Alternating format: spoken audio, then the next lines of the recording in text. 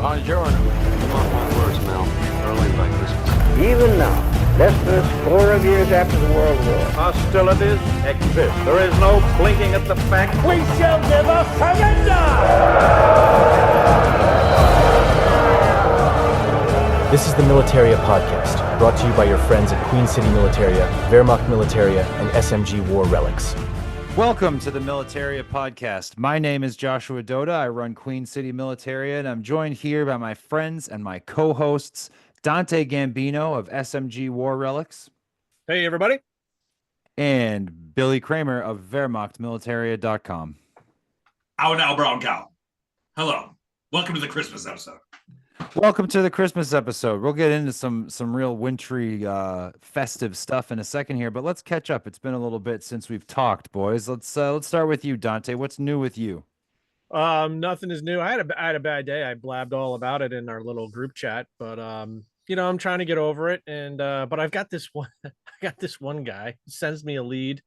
I told you guys a little bit about this. I don't know if you followed it in the chat, but this guy sends me a lead for a couple of nice things, and I didn't know, I said, well, what do you want for it? And he says, I have no idea how much this stuff costs, which is kind of like your typical bullshit answer. Like he could be full of shit, or maybe he is, maybe he isn't. Mm-hmm. So I'm just like, all right, well, I'm just gonna do some research, and one of the things was a document, and another one was a pistol. Right? I'm not gonna get into the specifics, but I run the pistol by a gun guy. I get a price. I run the document by Bill Panagopoulos. I get a price just to make sure I'm covering my grounds here. And then I shoot him a price. And he comes back at me and he goes, this pistol alone is worth $3,000. You're crazy. I was like, all right. So I was like, what? Why do you say it's worth $3,000? He's like, well, I see these price. There's a price on Gunbroker. And you know how Gunbroker is, all the prices are, it's either, if the shit's not fake, the prices are ridiculous. So yeah, Gunbroker is a minefield, dude. So the problem with this guy is he's full of shit, right? Because he's telling me he doesn't know how much this stuff costs. And then he's telling me, well, the pistol's worth $3,000 because he saw it on Gunbroker. So immediately my offer is now completely in the trash and I'm a bad guy, right? And I'm thinking to myself, but even that, my offer wasn't that bad, even if you think your pistol's worth $3,000. And then he responds back like a little while later, I didn't tell you guys this, that I was a thief and everything was worth more, and even the dagger is worth a fortune. And I'm like, dagger? What fucking daggers? I'm like, oh shit, there was a dagger too. I forgot about the dagger. So I kind of did slight him a little bit on the price because I forgot about the dagger. It was a second loof in like okay condition. It's probably a $600 dagger. So it didn't really add that much to the equation. But yeah, he basically was like, you're a piece of shit and go kill yourself. So that, yeah, I mean, that's where I am right now. Coal in your stocking, bro. What are you going to do? So I didn't even respond back because at that point, it's a done deal. I'm not saving it. Even if I say, oh shit, I forgot about the dagger. Let me offer you another $350 or $300, whatever. Whatever. It's done. So it just ruffled my feathers the wrong way going into the Christmas holiday. Yeah, Bill, what do you got to say about it? Let's talk about this a little bit. When we were talking in group chat, I think a lot of great points were made of like, just tell me what you want for your stuff. And because you said you talked to this guy 10 emails back and forth, taking time out of your day. And for what? If this guy had a price in mind, he could have just been like, hey, look, I'm right. $2,000.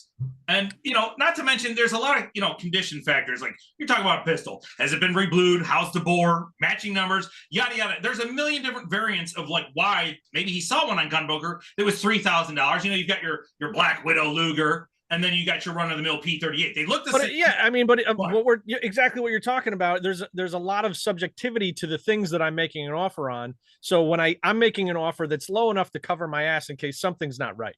And that's just also standard practice. Looking at Gunbroker auctions, people can ask whatever the fuck they want to ask.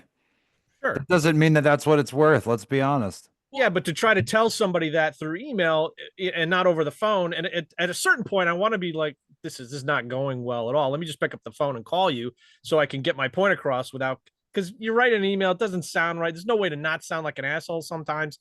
And I'm not trying to be an asshole. Even I'm trying to tell him, listen, your gun is not worth that. I cannot pay that. the prices are crazy, but you know, it just wasn't working out. And he was a jerk because he lied to me.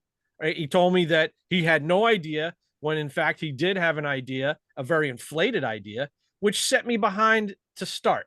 You know, so like Billy said, if you just told me, hey man, I think the Luger's worth $3,000 and I'd like to get that plus, I can say, hey, why do you think it's worth $3,000? Hey, I think your prices are a little crazy. Let me show you. Let me tell you why. And then we can kind of lower the bar a little bit to where I can make an offer that you still respect and I have a chance of closing the deal instead of me coming way under your expectations. I agree with everything you're just saying. And you know, the problem with sometimes when you go to Gunbroker or eBay for reference, especially with the sales, you know, or things that have sold, again, I can take a dollar bill out of my back pocket and put it on eBay and ask $2 on to buy it now. But if I bring it to the bank, my dollar bill is only worth $1. I can ask $2 for it. That doesn't mean it's worth $2. So just because you saw some pistol that kind of looks similar, that doesn't mean yours is worth $3,000 or whatever the guy was truly asking. I don't know, but I agree with you. I mean, from a buying standpoint, in our position, we kind of want them to name the price initially, right? That kind of like, all right, am I in the ballpark? Am I not? But at the same time, you know, I agree with you of like, you have to be cautious too, because you don't want to buy something that is reblued or whatever, and then get, no pun intended, shot in the foot. Ooh. Yeah, man. Well, like I said, you got to cover your ass. The offer's got to be low enough to cover you, unless you know 100% I can flip it tomorrow and make a quick buck and be in and out. Sometimes I'll make an offer and it'll be perfect and we're on the money. They're happy. Boom. Other times the seller will say, this is what I want to get. And I'll say, hey, you're a little high. This is why. And we can renegotiate. And sometimes they're right on the money and they're like, hey, you know what? I'll take $500 for this. Good. I'll pay you $500 and we're done. And we wrap up the deal in 2 emails and we're finished, you know? Yeah, I'm not hearing any Christmas energy coming from you right now, bro. And I don't know if you remember, but it's supposed to be the Christmas episode. So what's up with Christmas? What do you got going over there, you know, in Delaware for Christmas? Well, you know, it's a beach community where I am. So we have a big tree. We got a big gazebo. It's very Christmassy, actually, even though there's no snow, because it gets cold. It'll still be like 40 degrees, maybe 30s. So it's cold. You go out there, there's a tree lighting, there's a gazebo, and the whole town's decorated. It looks great. Okay. There's lots of stuff for the kids to do, lots of great restaurants to go to. It is a Christmassy town, even though it's not, you know, north. All right. I mean, I was worried you're being a little bit of a Grinch for a minute there. I'll be honest with you. Bill, how are you doing, pal? What's going on over in your neck of the woods? You know, Josh, I'm really, really glad you asked that question. I'm in the Christmas spirit. I think that I got all my orders out last week. You know, I did some Christmas promos for the website, and you know, hopefully when Santa squeezes his fat white ass down the chimney, people get some good stuff from Militaria.com. People love spending money at Christmas. I mean, they go shopping for other people, but at the end of the day, it's like, buy something for yourself. Like, no one will fucking know if you get slip $200 out, you know, and get yourself something decent, you know. So you earned it. Yeah, absolutely. And another thing, Kenosha has snow. I feel bad for Dante and Delaware. I don't remember a lot of snow at Christmas time. I always feel like we didn't get it till more January, but it's nice to see on the ground. It's going to be white Christmas. And, you know, like I said, excited to fucking kind of get it over with and jump into the new year, honestly. Nice, dude. We got some snow here too, but it's gone in like a day and a half. It's the worst thing in the world. So I get so excited when it snows, and then when you wake up the next day and it's all gone, you're like, son of a bitch. Josh, I'm really thankful you asked me how I was doing, because I didn't know if you gave a shit anymore. I would like to ask you the same question because I care, bud. I honestly want to know, how are you doing? What's new? You look a little scruffy. Everything okay? Or Bill, you know, well, first of all, thanks for asking. You know, it's very polite of you. I am a little scruffy right now. Everything's going according to plan in Operation Grow Out a Big Fucking Mustache again in time for the SOS. And every time that I like see people that I haven't seen in a while, they always give me like a double take now. They're like, whoa, didn't expect the beard. And I'm like, oh yeah, it's actually dumber than you think, because I'm really just waiting to shave it off so that I can have the mustache. But you know, things are good. Things are good. Pulling a few overtime shifts at work, dude. Christmas stuff going on. We've been watching a shitload of Christmas movies. We just watched Red One. You guys familiar with Red One? Oh, I saw it with my kids and I was like, You're giving it It wasn't as good as I thought it was going to be. Bill, you know about Red One? No, for me, Red One is a Star Wars plane, so I apologize. I dweeb out. That's Rogue One, you dork. No, excuse me. No, hold on. If I'm going to get called out, viewers, back me up on this. X-Wing. Oh, red one, the Right. X-Wing. Okay. Thank I you. thought you were talking about the Specific movie guy. Rogue No, One. I'm not Right. talking about the movie, sir. I'm talking about the Star Wars plane with the X's on it. Yes. No, you did say plane. Red on that leader. one. Red is he a red leader? Red 5 was there. Red 4 was God, there. we're Believe fucking- those are Red Y-wings, but 3 that's was neither here nor there. Neither here nor there. There's Y-wings and X-wings. during the- I love Star Wars, but this is dorking it up too much. Y-wing primarily a bomber, not super useful in space. But I'm with you, Bill. Josh, I didn't know we could talk Star Wars, dude. I'm a huge dweeb. Like, Oh, Red yeah, dude. Tarkin, man, that's no in A New Hope. That's my favorite bad guy. General Veers in Hoth, Empire Strikes Back. What a bad guy. And then the Jedi's the Veers. Dude. And I'll tell you something though. Red 1, not at all related to Star Wars. Mostly a Santa Claus movie. Mostly a Santa Claus movie, but it's got The Rock in it, and it's got the Yule Lads. So you can't be upset about the Yule Lads. You guys know about the Yule Lads? I don't remember the Yule Lads. I remember the giant fucking polar bear. Okay, so the Yule Lads, real quick, because this is great and everybody loves this. This is a great little tidbit. You can use it at your Christmas party. The Yule Lads are like a part of Icelandic Christmas folklore, and there's like 13 of them or something like that, and they all got names like Spoon Licker and Bowl Licker. There's a lot of licking. They do a lot of licking, and they're but like they Christmas start. movie are you watching? No, this is like straight up Icelandic folklore, dude. And they show up like a couple weeks before Christmas, and they start stealing milk from your special cows, needs dude. Christmas. Dude. There's like Bowl Licker's whole thing is he's underneath your bed and he's waiting for you to put that bowl on the floor, and then he's gonna lick it. Oh, sounds disgusting. But they're in Red 1. If you see Red 1, they're like the henchmen of the main bad guy in the movie. They're like, what I'm saying? But then you got to think about it through the real, perspective of they're supposed to be the henchmen, but I know This is horrible. just licking bowls. For a bowl liquor tonight? Is that what you're telling me? Here's the thing that they left out of Red 1 that you guys might not know about, but they do a lot of Icelandic Christmas folklore in that movie. You guys familiar with the Icelandic Christmas cat? No. Okay, so, well, if you don't get new clothes for Christmas, then it comes down from the mountains and it kills you. What? The cat comes down and kills. Yeah. Is it like a big cat? Dude. Yeah, it's a huge cat, and if you Why do I don't have get to new re- I clothes, it gotta fucking rewatch kills you. I gotta rewatch this movie. I don't remember any of that The shit. cat's not in the movie. They should have featured it. It's a missed opportunity. Oh, so now you're making shit up? What No, the I'm making anything gosh. up, dude. They're typing into Icelandic Christmas legends. They should have brought the cat in. I hope when you name this podcast, it's like the Christmas Militaria Podcast / Icelandic Christmas lore as well. Yeah, because- for I our mean, it's not- zero Icelandic viewers. Shout out to the one Icelandic viewer. Don't worry, we know about the Christmas cat. Oh God. Dante, what are you drinking over there? Oh, thanks for asking, Mr. Josh Doda. I'm drinking Sam Adams Winter Lager because I'm in the holiday festive spirit. Ah, very nice, very nice. Billy Kramer, what about you? Just classic Miller Lite in a can. I like beer in a can, and that's my story, and I'm sticking to it. I don't need to be all fancy. I apologize. It's not. I mean, we all know he likes it in a can. We've been down this one Dude, road I see before. what you did there. If I had a nickel for every time Billy said that's my story, I'd have a whole bunch of nickels. I got a Smutty Nose Old Brown Dog. Sorry, Ooh, Josh. that Did someone ask you what sounds- kind of beer you were drinking? Or you just Josh. interrupting people? Josh, that sounds like it's got a little bite in it, huh? Oh, the Old Brown Dog, Old Brown Dog. Yeah, it's an American brown ale. You know what I'm saying? It's Smutty Nose Brewing Company. I'm spinning the can. It's 6.5% alcohol by volume. It's got a little bit of a punch. Come on. Good looking can too. If I ever said so. Yeah, dude. One thing that's cool about the can that you might notice is it says Old Brown Dog on it. But then here's the thing, right? It's got a picture of a dog too, just in case you didn't know. So today's episode, we're trying to get a little bit in the spirit of the season. And what is a better way to do that than to connect with the most cheap plastic crap in the hobby? And of course, when I say cheap plastic crap in collecting German Militaria, your brain should go to Winterhilfswerk badges. Oh, yes. I can't even tell you, anytime somebody comes to me and they say, I got a whole bunch of badges that I'm willing to let go of. If you're interested, I'll show you. And then they show me as a bunch of plastic runes or like a plastic tomahawk or some axe or some dumb shit. I'm like, I don't know what I'm even looking at here half the time. Plastic buildings are the worst, or oh god.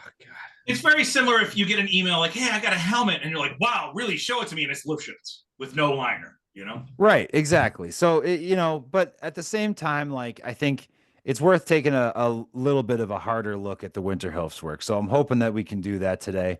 And I have a little bit of a slideshow to play while we talk about it. I'm so excited! The Winterhilfswerk, or Winter Relief of the German People, was an annual donation drive that was run by the NSV. The Winterhilfswerk drive was established by Hitler in 1933. That's not to say that it was the first drive that was done in the wintertime to help alleviate, the need for clothes and food and just assistance to make it through. But 1933 is when the Nazis adopted it, when it became the Winterhilfswerk drive initiative. You know what I'm saying? It's its own thing now. And Hitler opened the very first Winterhilfswerk drive himself with a directive that no one shall be hungry, no one shall freeze. With the passing of the law on the Winterhilfswerk of the German People being passed on December 1st, 1936, the WHW would be formally established as a registered association, which would be led by the Reichsminister of Public Enlightenment and Propaganda. That's right, you guessed it. Yes, Goebbels. Goebbels. The Winterhilfswerk started as an emergency measure to support people during the Great Depression, but it evolved into a significant source of funding for the NSV and of the welfare state. In addition to funding welfare institutions and freeing up money for rearmament, the Winterhilfswerk was an important propaganda tool for promoting the German Volksgemeinschaft, or people's community. And this is like a term that I'm sure collectors have heard, and if you study World War II, you've probably heard of this. People's community in this sense, kind of all, the name really, what it means depends on how you are interpreting the word Volk, because in a lot of ways, this can also have racial connotations, which was more common at the time period. It was branded the largest voluntary collection drive the world's ever seen, and it was supposed to be evidence of the deep connection shared by the entire nation. Donations were collected by the NSV, the Hitler Youth, the BDM. Really, all of the Nazi organizations participated, and all of them had different badges and trinkets that would be given out in exchange for someone making a donation. You could see a lot of pictures right now of just different people in uniform collecting. There's the iconic red, donation jar that you see in a lot of these pictures, and I'm sure collectors will have run into those in the past as well. There's one right there. Great shot of one in action. All donations made to the WHW were quote unquote voluntary. However, donations were thought of as more of a civic duty, and you also had to give enough. It wasn't uncommon for workers to lose their job for not donating or for donating too little. A local newspaper in Oldenburg actually published the names of people who weren't Hilfswerking hard enough, if you know what I'm saying, in a section of the paper that they entitled Winter Help Refusers. And it actually featured names of their delinquent donors list. At one point, a German civil servant actually tested the theory that these donations were voluntary, and he was subsequently prosecuted for his failure to donate. He made an argument in court that WHW donations were voluntary and it was not a crime to withhold donations. And the German court dismissed his argument by saying that the act of neglecting duties that were not prescribed by law was actually an abuse of liberty. And of course, if you didn't get prosecuted in court, there were also instances of mob violence against those who didn't participate. The big question is, how are they tracking your donations? Especially if they're just walking around with a tin can and you're throwing a couple of freaking Reichsmarks in there or whatever the hell you're doing. Who's keeping track of that? Like, they're not walking around with journals, right? So who really knows if you're donating or not? And who's to say, if they say, oh, you didn't donate, you'd be like, dude, I put in like freaking 500 Reichsmarks on the street the other day. Like, how do they know? It's interesting that you bring that up because firstly, I would say the people that are collecting are people that are from within your own community. And so because of that, they do know who you are. So if you are very not localized, right, if you're not giving enough, then they know who you are and that you're not giving enough. And they serve sort of as like a snitch network, if we're going to be completely honest, to say this guy didn't give enough this year, or this guy completely refused to participate this year. And then, sometimes people that refuse to participate would have their homes marked especially when this was no longer just a sidewalk effort. Because for a long time, it was just the sidewalk. And then as the war carried on, it became more bold. People would go door to door to collect. And if you didn't give them any money, they'd just mark your house with a red stripe. Well, they also gave you a door plaque, which kind of looks like a coaster. Actually, I would say it's almost exactly like a coaster.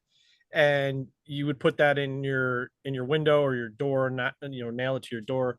This way, that would mean that you've already donated, and then it would prevent other WHW solicitors from pestering you, because be like, dude, I already donated. Stop fucking knocking on my door. See, and I think that it was designed to work that way, absolutely. But at the same time, that was not even reliable, because if you look online, you can find stories that, just different people's accounts of their experiences where they'll say that they were wearing badges that showed that they had donated, and they were still pestered very aggressively to make another donation. And I think that speaks a lot to the idea of the standard is that you donate, but the expectation is that you go above the standard and you donate, more and more, and you do so as that part of your civic duty.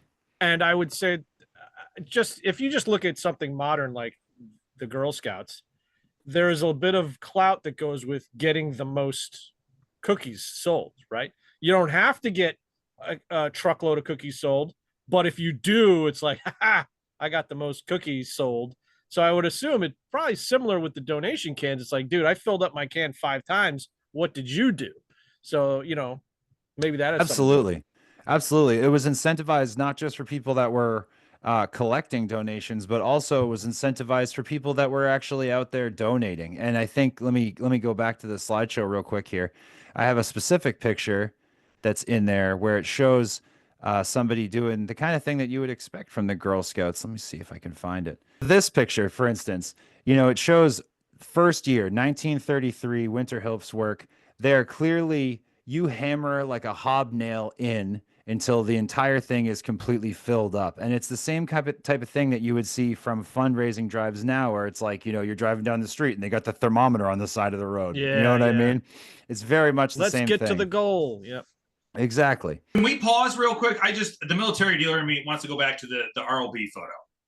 It had the beautiful Starburst helmet. Yes. Okay, this one. All right. Can we blow it up? Come on, Josh. Yeah, that's what Daddy wants. Let's go. So this is an interesting tidbit. All of the light blue first pattern RLB armbands that you see, the rayon ones, in my opinion, they're all fake.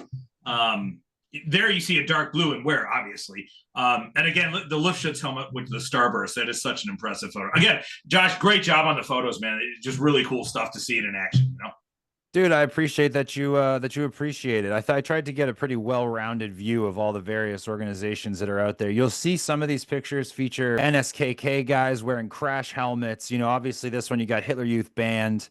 Here you got some kids working with, the donation cans. And then there's other things that are a little bit less common, stuff like this. But it just to show that this was an effort of all of the party affiliated organizations. So of course, like at this point, it all sounds great. We're like, wow, how'd these guys come up with such a perfect system? It works terrific. There's no more poor people. Nobody's cold. Everything's great, right? Unfortunately, Winterhilfswerk actually had a bit of a reputation in Germany at the time for being pretty good at fundraising and pretty bad at actually providing aid. Distribution centers were often inefficient, and they had little to offer, with people standing in line for hours in freezing temperatures only to maybe receive like a pound of flour and a sausage, which, I mean, hey, it's more than you had when you got in line, but it doesn't seem like the glorious solution to the problems that it keeps getting hailed as. And there were cases of people receiving aid that were completely irrelevant to their actual needs. Unemployed people found themselves receiving aid in the form of baskets consisting of 3 spools of yarn, 2 gingerbread cookies, 4 chocolates, 2 apples.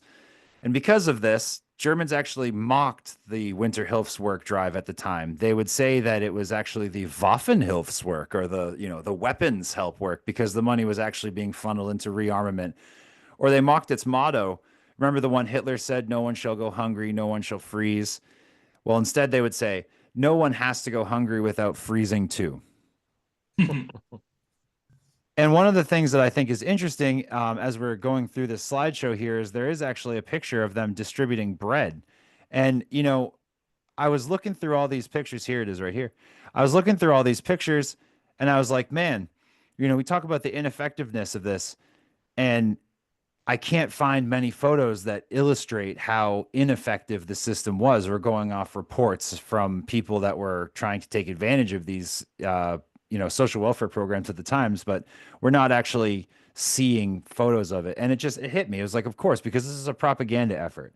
So you're gonna see the truck full of loaves of bread. You're gonna see people like all swarming up to the truck and everything's great. And look, we got all this bread. It's bountiful. There's no problems here. But in reality, like this wasn't how it functioned for most people. And even if it was, let's think about it. Guy rolls up with a flatbed truck full of bread. You maybe get a loaf of that. How long is that going to last you? You know what I'm saying? I also really like this photo because you can date it because they're wearing Form 3 NSDAP visors with the that's a cool photo. Really impressive. Dude, it's cool to see all this stuff like just sort of, in action at the time, obviously. And like you guys are probably a little better at dating it than I am, but it's interesting. It's just, it lends a little bit more perspective to something that we all deal with so often, which we can see in this picture. She's got 4 different donation pins on. Obviously, they're all the same pin, but this is one of these. It's a good example to illustrate who's getting out there and selling what pins. Now, you can assume that based on the fact that everyone was involved, she's most likely purchasing her Winterhilfswerk badges from a military member because that would be on their board, right? And also, this illustrates what we were talking about a second ago, which is just buying one ain't gonna cut it, pal. They're not going to leave you alone in the street for just having one pin. You got to have a whole bunch of pins. You better be flared up. You know what I'm saying? Pieces of flare. Yeah. She's got 4 of them. And that's the profile of the soldier. That's actually an attractive tinny. It's a nice tinny. So now we're talking about the badges. Let's break into some badges here. Safe to say you've run into your own share of Winterhilfswerk badges. Do you guys have any favorites that you've encountered over the years? Oh, well, I mean, I think I might be speaking for all of us when the flag series is like one of the most collectible series that was put out because they were attractive. They were in color, which most tinnies were not in color. And you wanted to get all your favorite branches of service. So to this day, it's an extremely attractive and collectible set. And reasonable price too. Flag series is a big winner. What do you got, Bill? What's your favorite Winterhilfswerk series? Honestly, the one she was wearing is in my personal collection. I collect tinnies. If I like it and it's attractive, I mean, it's got the oak leaf motif over it with a soldier, rather. I like that. And, it doesn't hold a great monetary value, but it's an attractive design. And that's probably my favorite, honestly. You've shown it in period photos, which is cool. It is a neat one. So let's take a look at what's available out there if you're going to run into some Winterhilfswerk badges.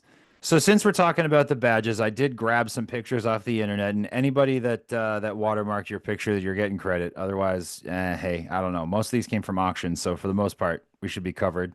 But you could see there's a lot of variety of the different kind of things that you'd find.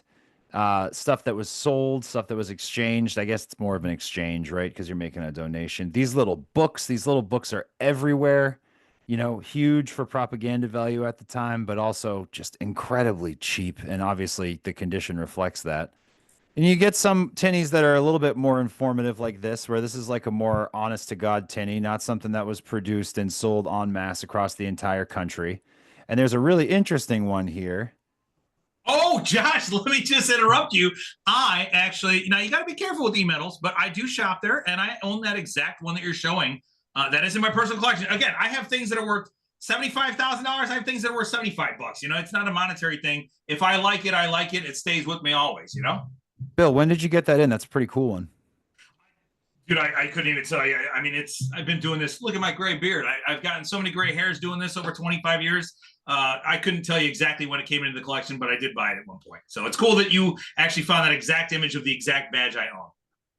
It is very neat, dude. It's when I was looking through the tinnies earlier today, I was like, honestly, that's probably one that I would want to grab if I could scoop it up somewhere. So I'm glad to see that you have it. It's bigger than I thought it was going to be. That's what she said. That's what I was going to say. So if you've been collecting German Militaria, chances are you've seen these badges. I've been known to describe things as affordable on the show, but the Winterhilfswerk badges are usually the most affordable pieces of Militaria that you can possibly find.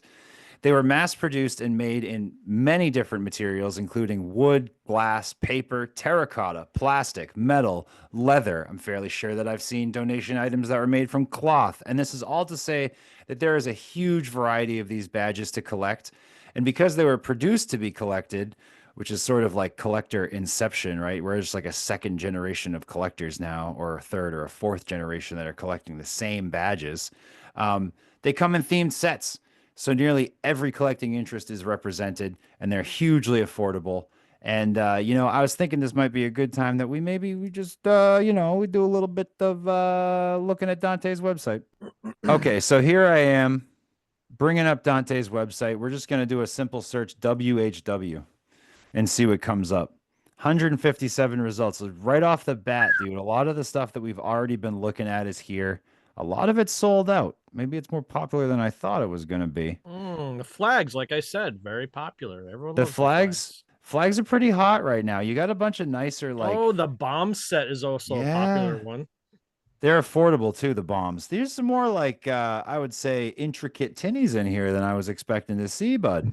Well, you know me. I got a lot of fun tinnies. There's the one that you just showed. Tinnies, I mean, they're so affordable that I'd like to group them together now and just put groups of them because it's, what am I going to do? $5-10 a shot? It's crazy town. So I'll just put them together in a lot when I get them in such fashion. A lot of them are so attractive. They're all little works of art. I mean, oh yeah, go back to that enamel one. One of the few WHW enamel ones, that red one there. That's one of my favorite ones, and that's actually the subject in Cassidy's book. Is like he puts it as like one of the major valuable ones, but they're actually more common than I think he leads on. So he would have you believe that it's like a $200 badge, but it's not. So it's very affordable and it's very attractive. It's a lot of enamel for your buck. Especially for WHW where you don't see enamel badges. Absolutely. But dude, even here, there's some of these designs, stuff that you would really only see on a Winterhilfswerk badge. Look at that. You got, a machine embroidery on a metal badge. It's great stuff. You got a little cloth, mixed media. Yeah, Love good to stuff. see it. $25, dude. Come on. Put it in the basket. Dante, thanks for being a good sport and always letting us pull your website up for some examples real quick here. So we've covered the Winterhilfswerk badges broadly. We've talked about the program, and obviously Winterhilfswerk, it's sort of it's festive. It fits with the Christmas theme. But let's sink our teeth into something a little bit more specifically Christmassy here, because I know you guys got some Christmas stuff to show me. And what I've brought to talk about for the Christmassy portion of the episode is Kriegsweihnachten, specifically in Nazi Germany. Now, Kriegsweihnachten, I'm sure you guys have run into Kriegsweihnachten stuff in your travels. The World War I postcards and stuff, they're very, very common. And often it features a lot of religious themes. Would you guys agree? Absolutely. But what makes the Nazi German Kriegsweihnachten publications and ideology different is that it tries to divorce itself a little bit more from the Christian roots of the holiday, right? Because the main goal in Nazi Germany was to sort of make the state your religion. That despite the fact that there was so much cultural bias towards Christmas, it had to sort of be co-opted in a way that fit with National Socialist ideology. So from 1939 to 1944, National Socialist celebration organizers worked to emphasize the bond between soldiers and their homelands during Christmas, and new rituals were introduced into Christmas, like the commemoration of the dead, which was incorporated into family Christmas celebrations. This wasn't just specifically a military thing. And as the war raged on and Germany's chances started to look worse, the tone of Christmas propaganda also changed. Christmas began to become stylized as a festival in veneration of the dead, which is probably best illustrated in the 1943 publication of the Deutsche Kriegsweihnacht. I have some pages here so that we can illustrate just how, I guess, militaristic things got. Oh, this is so exciting! So here are some of the prints that were featured in the Deutsche Kriegsweihnacht book. This is the 1943 book. There's a 1944 book as well. They were done every year, and honestly, the art that I'm going to show you guys is kind of a mixed bag of 1943 and 1944, but it should give you an example of sort of how militarized the notion of Christmas became.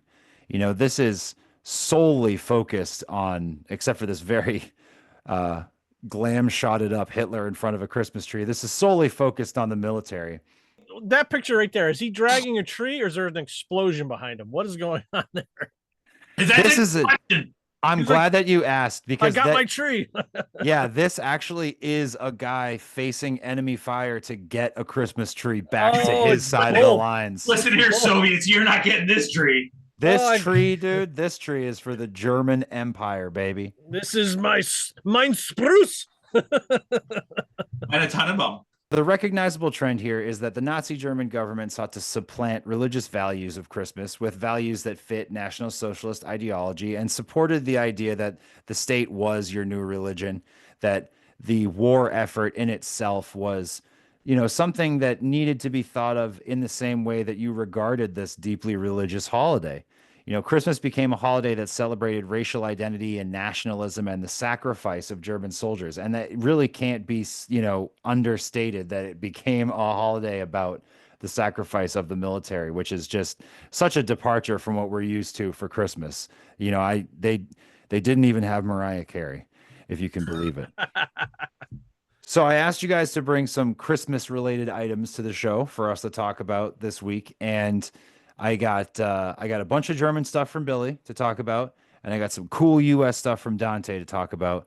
And so that'll kind of give us a nice little balance. And we're going to start off with Billy. So let me pull up the pictures here. I love show and tell is my favorite part of the segment. All right, Billy, tell us about this dagger here, bud. So this is an Ed Wusthof, which such a cool maker. You can still buy his knives at Macy's. Little more, you can buy Henkel's as well, but Wusthof is much more expensive, higher quality. I don't know if they're, really, I would say they're comparable during the Third Reich as dagger manufacturers.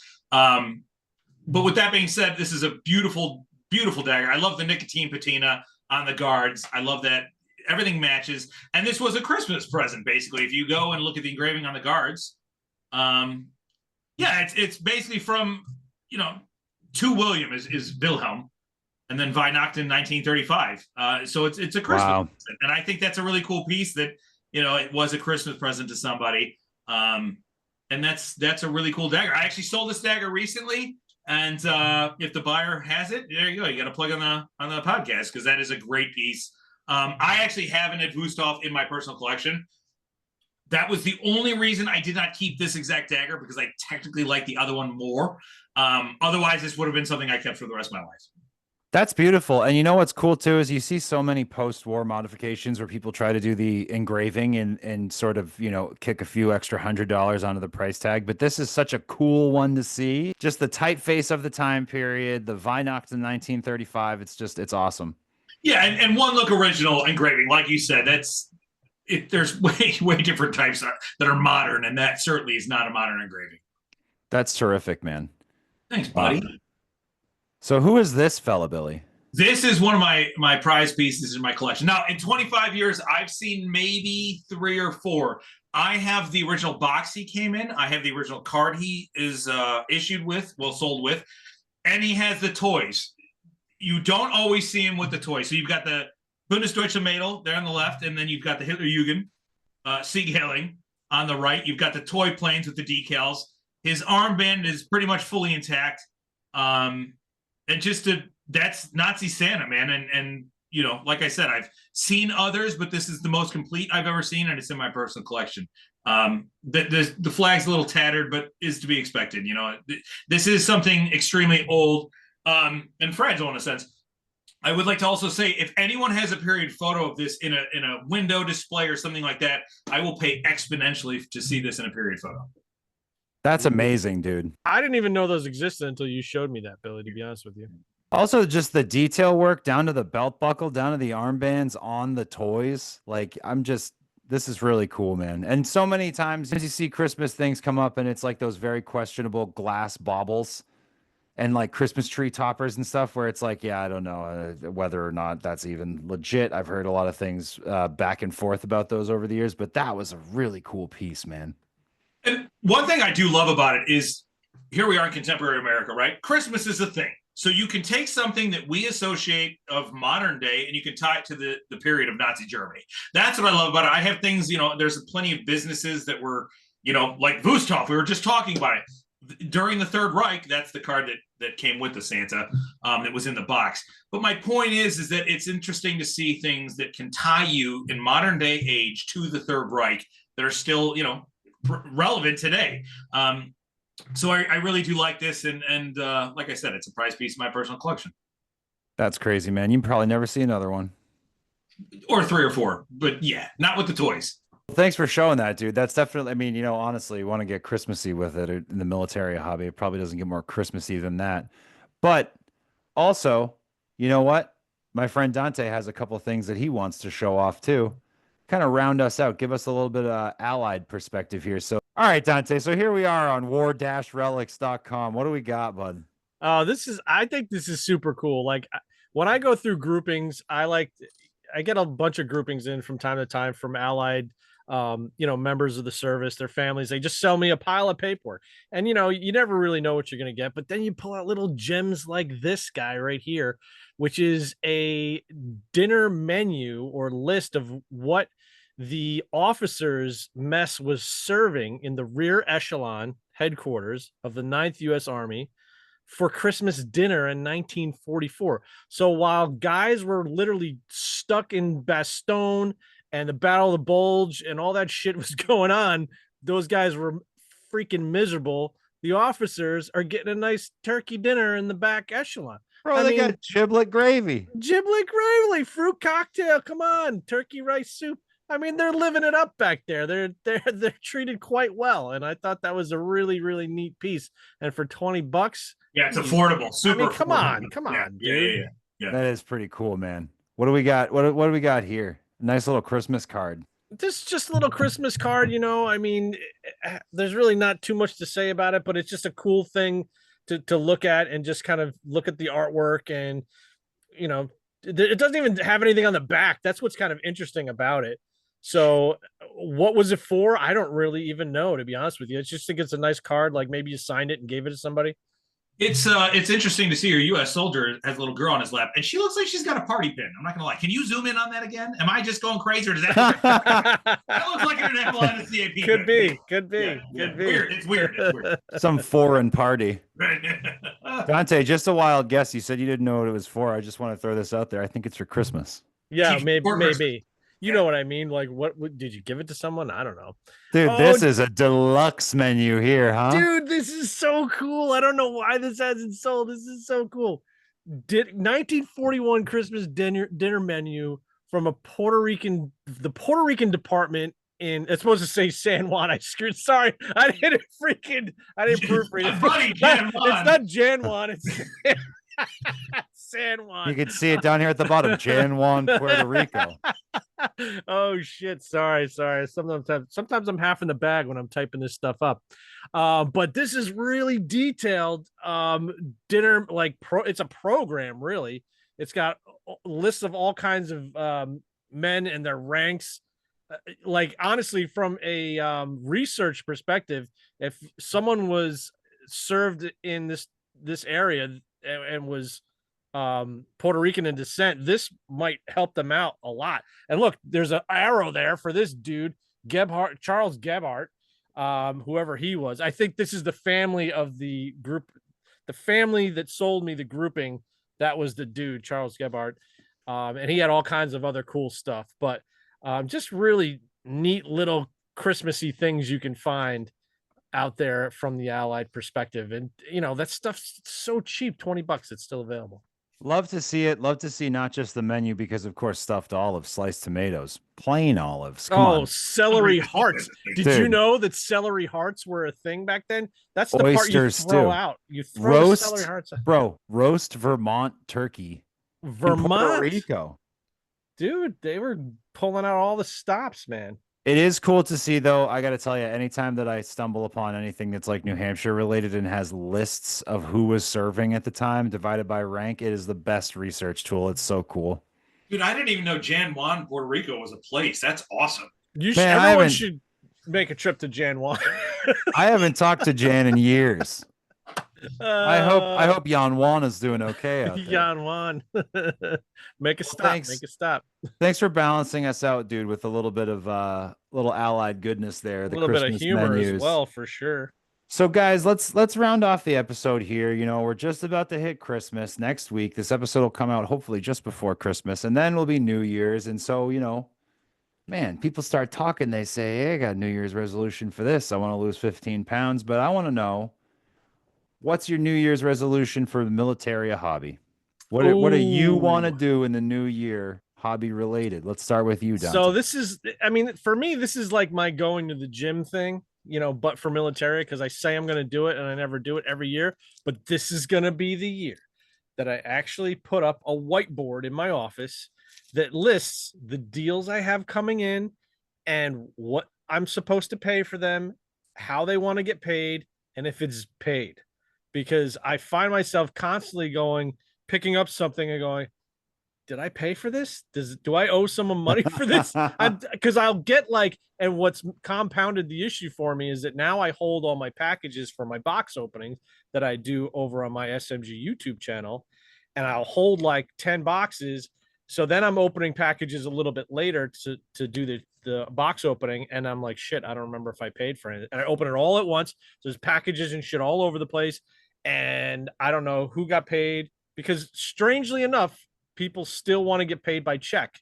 So I don't remember if I sent the check out or not. And I got to check my ledger and all this stuff. So I want a whiteboard where I can write down everything and make it nice and organized. Dude, the notorious check customer. I got to tell you, I got a few of them. Shout out to the check customer. I appreciate your money. But that being said, man, real headache. Yeah, it's a little bit more work on our end, but all right, buddy. Well, that's a good one. That nice, organizational, productive, logical, sound. You know, I would expect nothing less. Billy, what do you got for me, bud? What is your New Year's resolution for the Militaria hobby?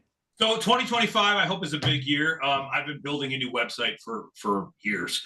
I love my current website, but there's just some, it's limited, and it's kind of like a dinosaur in a lot of, I try to make it look as up to date and modern as I possibly can. But the new website I'm building will give me a lot of features and kind of expand my horizons a little bit, so to say. So that's definitely the goal of 2025, is to get an even better website going. I would say I'm like 95% of the way done. It's final finishing touches, and I'm going to launch that pretty soon, and hopefully everybody loves it. You know, my personal collection, I haven't updated the museum section of the current website in years. I put a lot of stuff to the side for myself, but why invest time in the old website when I should be working on the new one? So that's kind of where I'm going with it. It's not really a New Year's resolution as much as I just want to get that over with and up and running and let people enjoy it. So are you going to be bringing the museum section to the new website with updated stuff to show off then? Oh, baby, there's a whole folder of stuff I got to show the world. And I really incredible stuff. Again, I have tinnies and I got, you know, a little bit of this, a little bit of that. I don't collect just one area. I'm not just an Iron Cross collector. And I know there's that kind of collector out there. That's not my forte. I collect all of it. You know, U.S. as well. I mean, I collect the entire story of the World War II. And with that being said, yeah, I've got some great stuff, and I put a lot of awesome stuff to the side for myself over the years that people haven't seen, and I think they will truly enjoy. Much like that Santa, I think that people enjoy that one. Yeah, dude, it's like living reference book too, so it's good knowledge to put out there for everybody else. Heck yes, buddy. Heck yes. Well, what about you, man? What do you want to do this year that's different, or what's your resolution for this year? Dude, you know, I was able to do a lot. I was able to cross a lot of stuff off of my my collecting bucket list for Soviet orders last year. You know, I'm kind of big into Soviet orders. It's kind of my thing right now. So I think this year, I know, you know, my Soviet order collectors out there will know what I'm talking about. You guys will think this sounds stupid, but I'd like to complete my Orders of Labor Glory set. I'd like to get a second class and a first class, and I'd like to put them right here on my desk in my little display case and look at them while we record the podcast. You know what I'm saying? That's my resolution for this year. Well, hopefully next year, I don't know if Santa's going to bring any, but hopefully next year you have those. Hey, real quick, Dante, you're the only one that has kids here. Can you give us the scoop? What's the hot toy this year? What are you giving the kids? What's the big present?